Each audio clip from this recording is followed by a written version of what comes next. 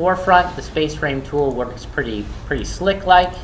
I'm going to go to a level 1, and you guys don't have the file, so you can just watch along. Right? It's just a gridded array at face value for it.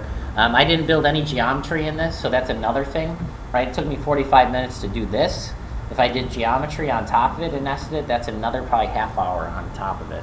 But once I have it, if I build it correctly, I can really do anything I want with it. So here it's just a family in a project, and it's a space frame tool, so I can click and drag it in. So how this works, it works similar to a wall tool. So as I draw, it's going to populate whatever it is. So I say this is how long I want, this is how many I want. And then if I go into 3D, I have my tool, right? So there's my space frame, okay? And I can come in, it's got different formulas with it, and all it is a giant parametric array. It's a double nested parametric array. So it, as complicated as you can probably think to get with a parametric array, this is it. I'm sure there's probably other ones out there. In fact, I know there's other ones out there that probably get a little more complicated. If I edit the type on this, right, I can see my number of units. X is handled as an instance. My number of units, Y, is handled as a type.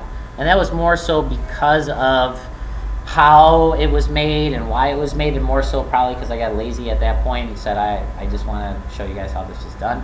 But I could easily go back and manipulate that either way I want. I do adjust, because it's a double nested array, I have to give it a width explicitly through the type. So it does have its drawbacks, it does have its flaws, but it does work. So if I wanted, 100 foot, it's going to take that X dimension and pull it back for me. And click apply. But it's still going to leave the number of units the same. So I'm setting up formulas and nesting formulas in between that family, right? I can tell it how many I want. Number of units is 36. Maybe I want less units. I do 12 with it. So in the Y direction, which is this way, those are going to get wider for me. So you can see the potential of, even setting up structural base systems. Anything can be really done at this point. And all it is just recategorizing what that generic family is doing. In this case, it's a structural family. So I would go into the family. So let's start digging down to you're going to see how chaotic this becomes, right? So if I edit this family, which is the face family that everybody sees, 3 little parameters, right? Here's part of it. So it's a series of parametric arrays. So when I do that array function, when I do it, I can assign a number of units to that, right? And if I look at the parameters, right, you're seeing a few more parameters starting to come into place. So the 3 I see at the face value are the 3 here. However, there's this cell length default, right? So how far am I going? So this is in a line-based family. So if I look at the array, so arrays work great in line-based families and curtain panel families. So go into our floor plan, reference level, right? So it's just a line-based. It starts at one point and it draws an array of those objects. So now if I go into this group, so every time we make an array, it's a group. So this is another array in another family. So I have to edit that family to go down to it. So here's my other line-based array. Come into here, go to our floor plan, reference level. Within that, I have another parametric array happen. And this one is actually not line-based, it's just a generic model that's nested from another generic model. So then when I look at this one, and it's got these parameters within it.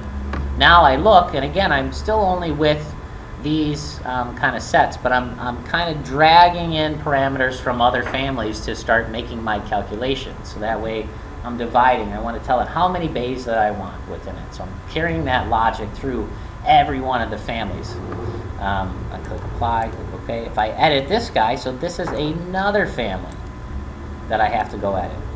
So each one, I have a family nested in a family nested in a family. So here's our box, right? This is where we were before. We made our little box. And if I look at the parameters of my box, right, I have a cell length, width, and depth that I'm managing, which is fine. I'm only keeping one type. But then I have another family, right, that's handling that connection ratio, right? So all the way down to that smallest, minutest cell of that assembly, I'm creating and I'm nesting. And if we look at how this one's reacting, each one of these then becomes nested. So now let's track it back forward, right? So when I nest a family, I'm looking at front width and front depth. Those are controlling overall width and depth of that. The angle is just placed in as the angle. When I go forward with that, inside this family, I'm assigning different parameters with reference planes to then host that geometry. Then I'm saying that whatever one is, the other one's going to equal. So when I go to edit this family, because I can edit the family as if it's in a project, so I'm going to edit that type, and I see my front width and front depth. But the same way I associated the material parameter with the visibility parameter, if I look at that, I'm associating cell width, length, and depth from the old family, right? So I'm pathing that parameter all the way through this assembly. So I have the ability to path parameters in. So we'll cancel that, cancel that. And the same thing goes for the next one up the stack, right? If I come up in this one and I look at this parameters families and I edit its type, all the parameters I seen in the last one are now driven by parameters that are established inside this hierarchy of family, and so on and so forth. So I could go, even with the space frame, right? I could start stacking this, right? I want to make the space frame family become something, oh, that's okay. Becomes something that's even larger, right? I'm taking out the high rise. So if I go even farther forwards with this, and look at the next step. So now I've made my parametric array. Within that parametric array, I'm building another set of information. And then I come back up into the full-on breadth of the whole scope of what I want. I would take this family and I can make a new family that then makes this accessible in the Z direction, right? So then in the Z direction, I'm taking that object and making maybe a stackable high-rise, whatever it may be. These could be hexagons, they could be any type of geometry you want, as long as you can nail down the embedded logic to the original set. Make sense? Okay. If anybody wants to tackle this, just let me know. We can walk you through it. It takes a little while to understand. I'll put it up there for you guys. I'll put it in the Dropbox so you can get it tomorrow if you want to explore how it's done. I think it's a great learning tool to have something that's already built and then work backwards through it.